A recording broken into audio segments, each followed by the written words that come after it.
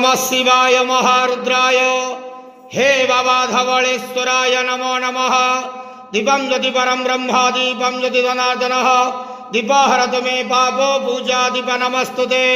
धवलेश्वर महाप्रभु संसार सुखी रखंतु।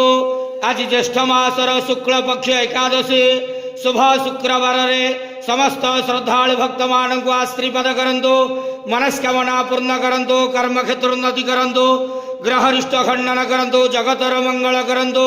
विश्वर कल्याण करंतु। आपणकर नाम प्रकाश करंतु। सेवकर डाक श्रवण करंतु। समस्त गुआवसा भक्त मानकर मनस्कामना पूर्ण करंतु।